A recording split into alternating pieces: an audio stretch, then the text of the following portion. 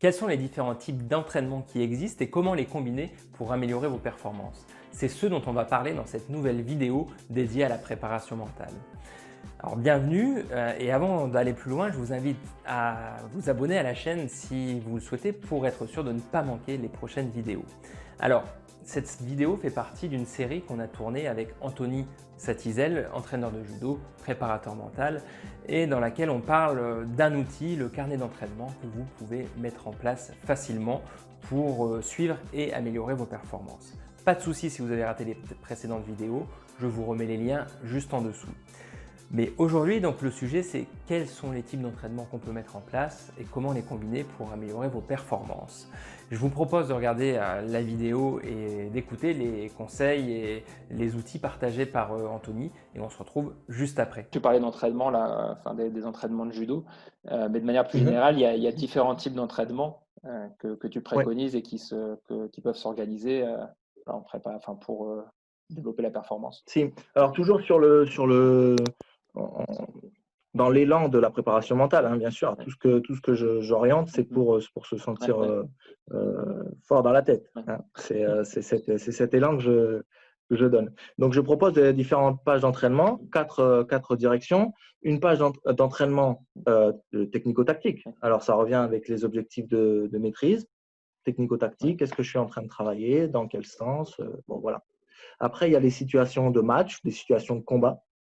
Voilà, ce serait une autre page où là, ben, je vais parler de mes succès dans la situation. Parce que c'est très bien d'avoir appris, pour la boxe par exemple, ça peut être très bien d'avoir appris les enchaînements. Mhm. Mais après, est-ce que je suis capable de mettre Mhm. cet enchaînement en situation de combat? Bon, Ouais. oui, non. Et puis Ouais. là, on fait le point. Ensuite, on parle des entraînements en préparation physique, que ce soit un travail cardiovasculaire ou un travail de renforcement musculaire. Et la même chose, toujours la même chose, de prendre où est-ce que j'ai progressé, dans quel domaine je vais pouvoir m'améliorer, qu'est-ce que je pourrais faire, etc. Et puis, les pages d'entraînement mentaux. Euh, je vais parler mon travail de visualisation, mon travail de discours interne, comment je l'ai fait, qu'est-ce qui a fonctionné, qu'est-ce qui n'a pas fonctionné, pourquoi aujourd'hui j'étais pas dedans, pourquoi aujourd'hui ça a bien marché, le cadre, un peu tout ce qu'on disait tout à l'heure avec le VACOG. C'est ces éléments que je vais noter pour le jour où je vais devoir refaire ce même type d'exercice. Bah, j'ai déjà mes bases, j'ai déjà mes ressources en fait. Voilà. Et donc, sur les trois types d'entraînement plus physiques, j'ai l'habitude d'évaluer un petit peu trois choses. En début d'entraînement, je vais évaluer mon, mon envie. L'envie. Je vais noter de 0 à 5 Ouais. l'envie que j'ai de m'entraîner. 0, je n'ai pas du tout envie, j'aurais mieux fait de rester dans mon canapé. Et 5, je suis au top. Voilà. L'envie et aussi mon degré d'énergie, on va dire. À l'entraînement, je parle ça, mon degré de fatigue, Ouais, ouais. mais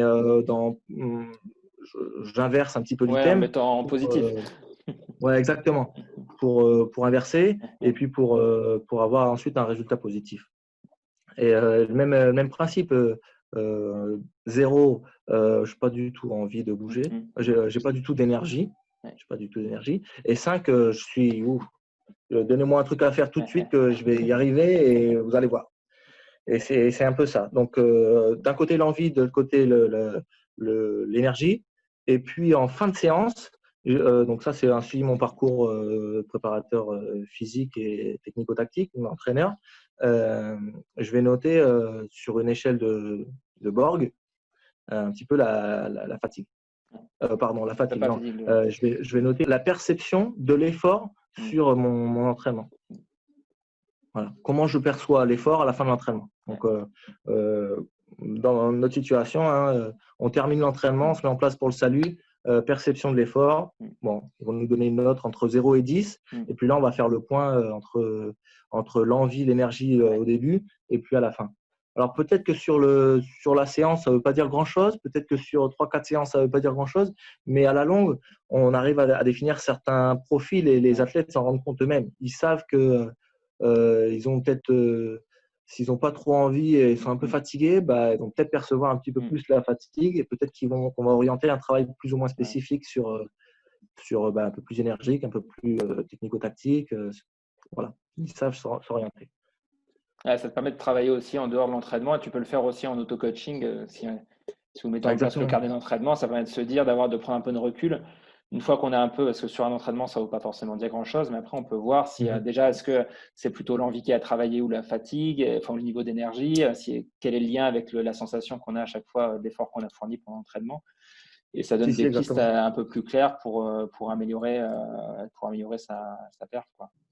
Si. Ouais, Et moi, je vois deux choses en plus positives par contre, par rapport à ça. C'est la première, il y a beaucoup d'athlètes qui travaillent seuls en fait. Ils ont un entraîneur qui est là, mais ils n'ont pas beaucoup de ouais, relations et ils préfèrent faire ça seuls. Donc du coup, en prenant des notes, ils vont très vite avoir ouais, le rôle de l'entraîneur pour leur ouais, propre performance. Voilà. Et ça, je pense que c'est une bonne chose pour les entrepreneurs parce que ça donne tout de suite l'orientation. ouais, ouais, Et moi, en tant qu'entraîneur, j'aime que mes athlètes deviennent autonomes. Parce que si demain, ils changent d'endroit pour aller s'entraîner, ceux qui s'entraînent avec moi, c'est parfois des étudiants, c'est parfois des travailleurs qui sont amenés à ouais, bouger. ouais. Peut-être que demain, il va vouloir rester licencié dans mon club, il va combattre pour mon club, mais il va travailler à 500 km de là. Et donc, du coup, il ne va pas rentrer tous les soirs pour venir s'entraîner. Il va peut-être garder ma méthode, il va s'en servir lui-même, il va se la personnaliser, mais, mais, mais certainement que, enfin, moi, je ne serai pas là pour vérifier comment il travaille. Ouais, ouais. Donc ça me permet aussi d'avoir du lien et en même temps qu'il sache travailler en autonomie. Et puis de garder la continuité, effectivement, derrière, de mieux se connaître et de travailler, de travailler en autonomie, comme tu dis. Ça me fait penser à un exemple dans la vie pro aussi, où avant des réunions, et ça, moi, un cas personnel, par exemple, sur la question envie énergique, c'est souvent assez lié, le niveau, enfin, ça peut être lié en tout Mhm. cas. Et tu vois, avant des réunions, moi, j'avais constaté il y a quelques années un problème enfin, un problème, de grandes journées de travail, donc des moments avec plus de fatigue, et du coup, un peu moins d'envie pour animer des ateliers de travail, des réunions assez importantes. Et il y avait ces deux paramètres-là, et j'ai travaillé sur l'énergie, avec chose toute bête, améliorer mon sommeil, faire des toutes petites pauses de relaxation Ouais, avant des très grosses réunions qui duraient 2-3 heures. Et c'est intéressant parce que ça permet de voir est-ce que c'est la fatigue ou l'envie qui est critique, par exemple. Et le fait d'avoir travaillé sur le niveau d'énergie, directement, enfin, moi, par rapport à ce cas-là, j'ai l'envie pour animer ces réunions qui avait réaugmenté.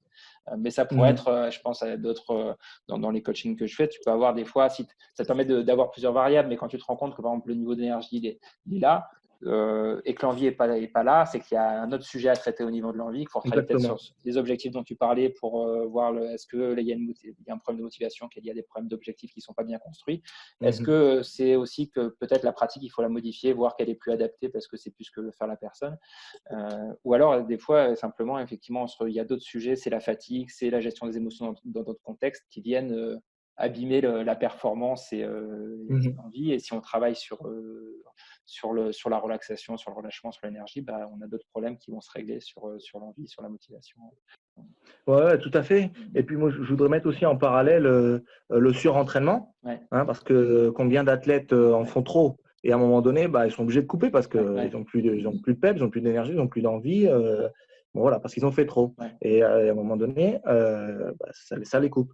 Et c'est la même chose aussi dans le monde de l'entreprise avec, bon, c'est peut-être un peu plus extrême, avec le burn-out, où ben, on en a fait trop, on nous en demande trop, trop, trop, trop, trop, et à un moment donné, ben, plus d'envie, plus d'énergie, et on coupe. Ben, c'est un degré bien sûr différent, hein. Je ne voudrais pas comparer complètement le surentraînement et le burn-out, mais, Ouais, je je pense pense que que c'est la même ça a des causes, dynamique. cette dynamique commune, et ça peut venir d'un surtravail, de beaucoup trop de contraintes qui sont imposées, de charges de travail excessives, etc. Et ça peut venir aussi, ou ça peut venir d'un manque d'envie parce que perte de sens, parce que je ne sais plus où je vais, etc. Et c'est des facteurs, je pense effectivement qu'on retrouve. Ouais. Si, Bah, si, écoute, exactement. très clair. Je pense que là, avec ce qu'on s'est dit, ça laisse. De toute façon, on remettra le lien de ton site et puis le lien pour télécharger le carnet d'entraînement, parce que là, on l'a déroulé en détail. Et Ouais, toi, ouais. tu proposes au téléchargement un modèle de carnet d'entraînement complet. Donc, je pense qu'avec le carnet d'entraînement plus la vidéo, il y a de quoi le mettre en pratique assez facilement que vous soyez sportif, du coup étudiant, entrepreneur, musicien ou autre, je pense que ça vaut le coup de le tester. Donc on a vu effectivement le page profil, la motivation et les objectifs, la boîte à confiance, ou boîte à enfin quel que soit le nom que vous voulez lui donner, Ouais. les différents types d'entraînement que vous pouvez mettre en place et ça vaut aussi, donc même s'il ne s'agit pas d'entraînement sportif. Ah oui, puis un dernier sujet pardon, qu'on n'a pas évoqué, c'est la compétition. Là, ça, je pense que c'est pour conclure hyper intéressant. J'espère que cette vidéo vous a plu. Si c'est le cas, pensez à laisser un petit pouce en l'air, à partager ou commenter la vidéo, pourquoi pas. Et puis, j'espère surtout qu'elle vous a permis de continuer encore une fois, étape par étape, à mettre en place votre carnet d'entraînement et à réfléchir à la manière dont vous pourriez organiser vos entraînements, que ce soit des entraînements sportifs, mais pourquoi pas aussi des entraînements ou des sessions pour préparer un examen ou un concours, une répétition musicale par exemple, ou pourquoi pas une échéance professionnelle. Je vous dis à très vite pour une nouvelle vidéo où on continue d'aborder la préparation mentale avec Anthony. À bientôt, ciao.